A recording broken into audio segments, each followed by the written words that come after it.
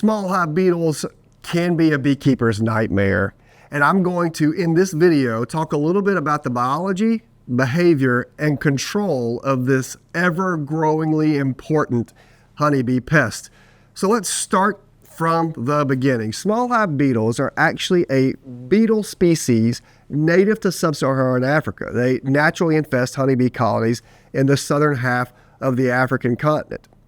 These beetles found their way into the U.S. in the 1990s, and since that time have been spreading around the world. They are spreading quickly, they are spreading thoroughly, and they probably will be everywhere that beekeepers keep bees at some point in the future. So it's very important to know about these things.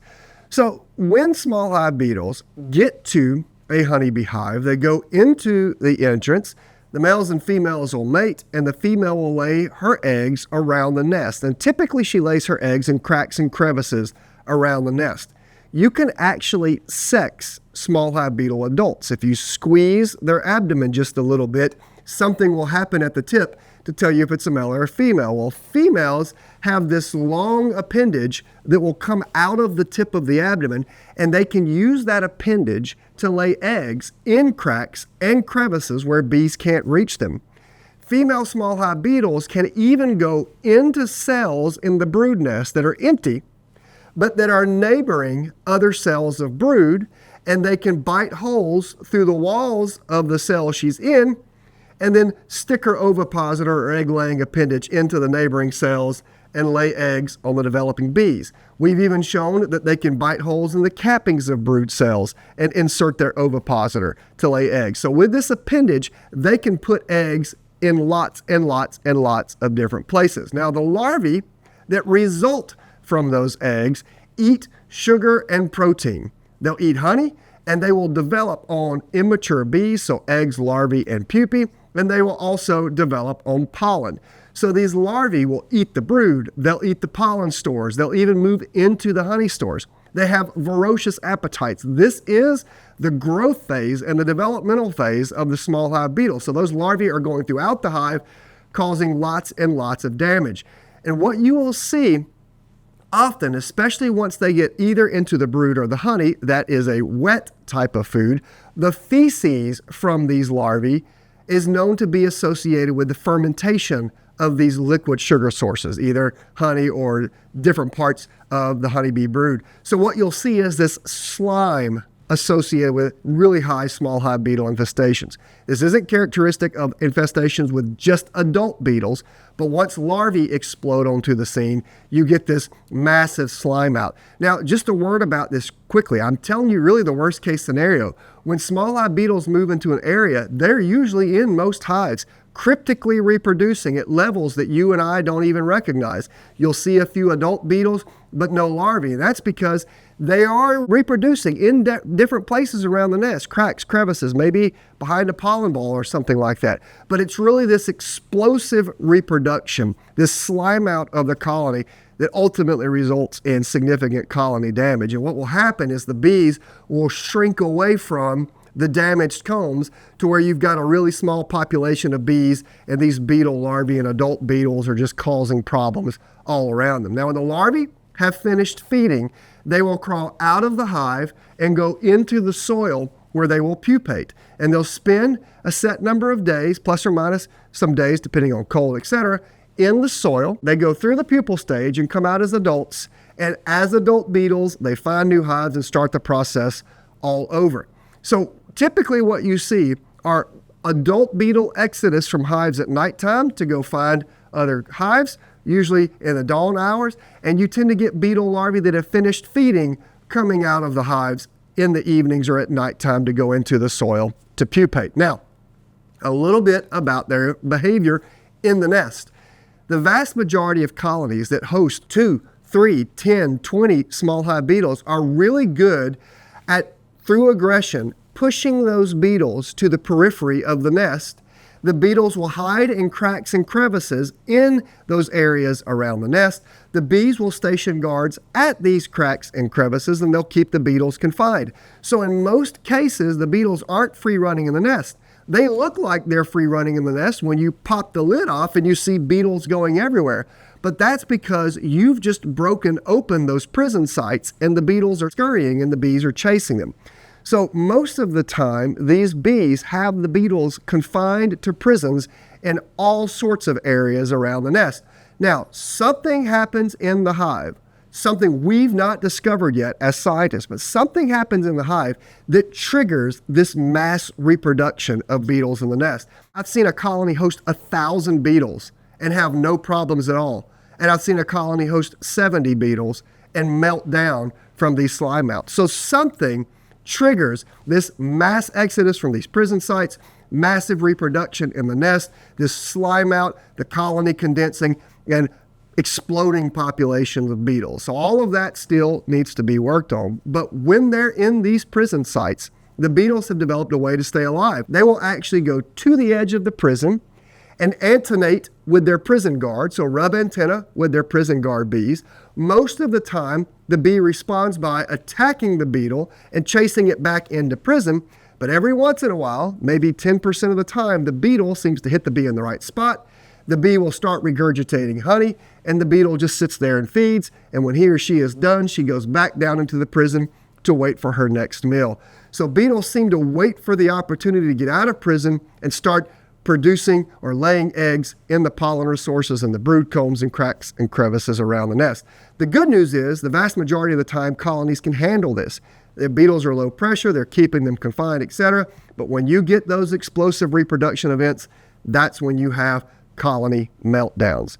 So what can you do to control small hive beetle problems in your colonies? First, there are chemical control options for small hive beetles. I'm not putting them first on your list because I think they work the best. I'm just starting there because that's the knee-jerk reaction of humans. When you've got a pest, you treat it with some sort of chemical. For better or for worse, a lot of the chemical options that are available for small hive beetle control are not so good, or at least currently. So they often have to be coupled with other treatments in order to ensure that you're going to get reasonable beetle control. Now, new beetle controls in the chemical world tend to come on the market and probably are going to increasingly so, even more so in the future. So I'm not going to name any chemical control options. I'm just going to say if you elect to control small hive beetles, there are chemical options.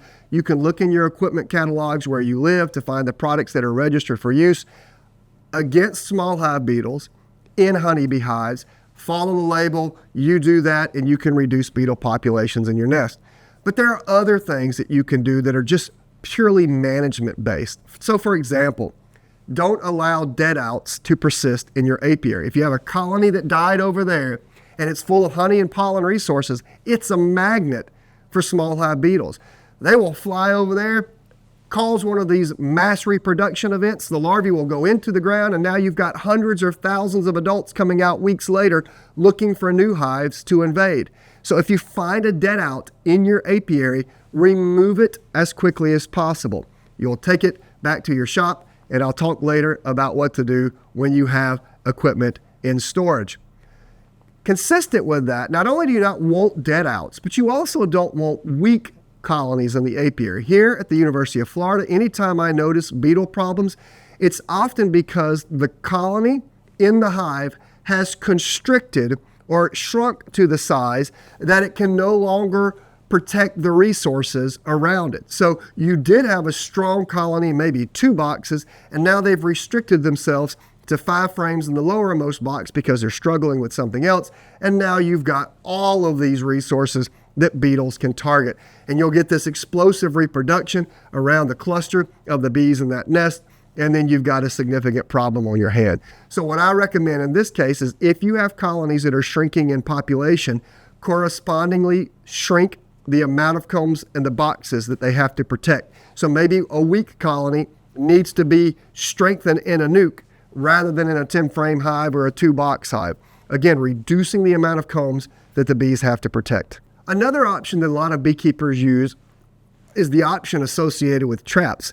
There are lots, maybe even lots and lots and lots of traps available for controlling small hive beetles. When small hive beetles came into the beekeeping world, traps came out of that. Ingenious beekeepers have invented traps of all sorts. Again, I'm not going to name any specific traps Here, I'm just going to tell you, if you look in your equipment catalogs, you'll find traps that go on the bottom of the hive, traps that hang between frames, traps that take the place of frames, traps that go between boxes, traps that go on top of boxes, traps that go at the top, the middle, the bottom, the front, the back. Lots and lots of beetle traps, but they all rely on a simple premise. Beetles go into those traps, are exposed to something, usually vegetable oil or mineral oil or something like that, that kills them. They go into it, they can't come out. But the trap's holes are so small that bees can't follow them. So you don't risk getting bees into those traps. Instead, the beetles go in and end up dying from whatever killing agent you've used in that trap. The only catch with traps is if you're going to use them, your hive really needs to be level, because if it's tilted too far, whatever you put into the trap can run out onto the combs of the bees, etc. We really like to trap here at the University of Florida. Anytime we have high beetle populations, we will purchase traps and usually put 2 disposable traps in every hive body that composes the hive. So if it's a double deep with a medium, we'll have 2 in the bottom deep, 2 in the next deep, 2 in the medium. If it's just a single, 2 in the single. If it's a single and a medium, 2 and 2. You get the picture. So traps are something that a lot of beekeepers use to keep those beetle populations constantly taxed in the nest so that you don't get this explosive reproduction. Let's talk now about equipment. Bees are really the first line of defense against small hive beetles, and they're having to guard this nest in which we put them. So we really only want to make it where beetles can only get into the hive through the entrance of the nest where the bees are standing guard. If you've got really shoddy equipment, holes in this box, hole in the back, hole in the front, hole in the top, hole in the lid, you're giving all of these entry points for small hive beetles into the hive. And you really want to make it where they have restricted entry points, make it where bees can guard a really small space. So simply having good equipment goes a long ways. So now I'm going to pivot to a few other options that are available. And one of those options is biological control. My team and I and others around the world have found species of nematodes that attack the beetles while they are pupating in the soil. So for example, Heterorhabditis indica, Steinernema rheabrave, these and other species of nematodes are available depending on where you live and whether or not they're native species to put on the ground around your hives so that when beetle larvae go into the soil and pupate, these nematodes crawl into their body, regurgitate a bacterium that turns the body of the beetle to slush, and the nematodes drink up the slush, and a few nematodes go in and a lot of nematodes come out. So the best thing about biological control is if it works perfectly, it's kind of a self-perpetuating system, constantly feeding on those beetles that are going into the soil. Pretty good control. There's been no great long-term studies on the percent beetle reduction, but if you couple things like nematodes with traps, you might be able to keep those populations low. I'm going to add yet again something else every beekeeper can do easily for small hive beetles, and that's to use resistant stock. Now, no one, to my knowledge, produces and sells small hive beetle resistant stock. So it's not like there's a small hive beetle bee, as it were. However, my team and I and colleagues found that small hive beetle females will lay eggs in capped brood. And our thought was, well, gosh, if they will do this, we know that bees can detect varroa or foul brood in these capped cells. And we know they can uncap the cells and abort the sick or diseased or dying individual. What if they could detect beetle eggs or beetle larvae under these capped cells and do the same?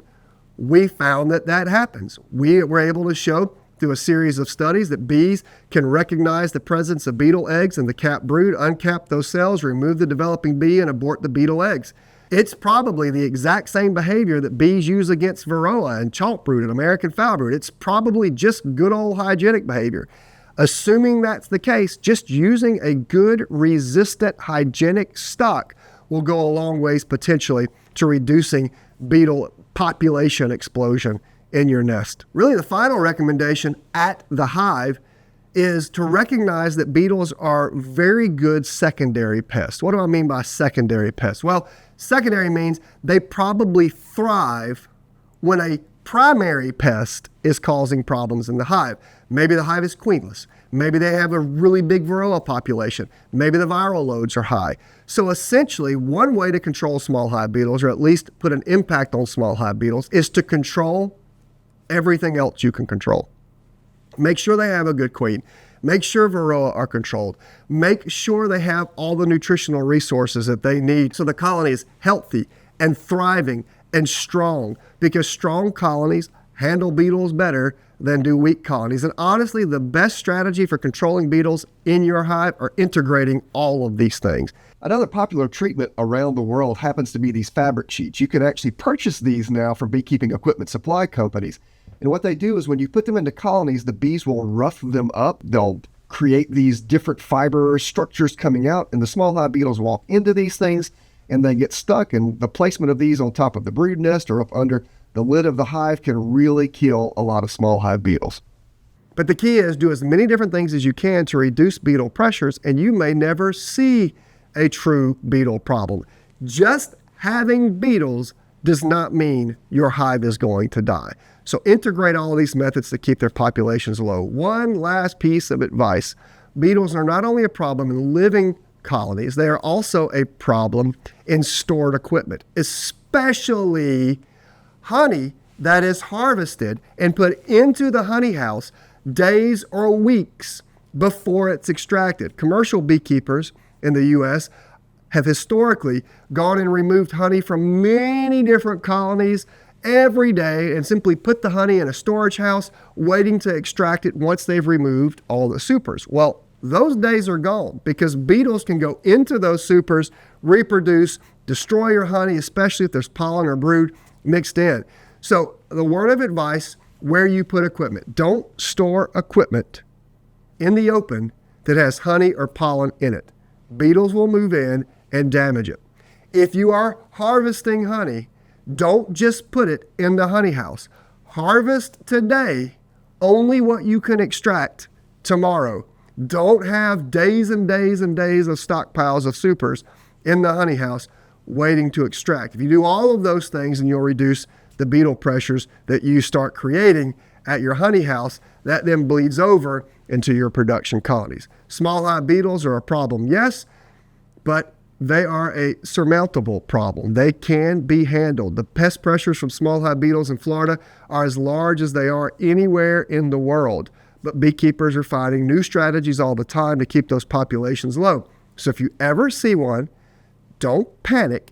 Just remember, integrate multiple non-chemical strategies to reduce your populations, keep your bees strong as you can, and those two things will work together to keep the beetles at bay more often than not.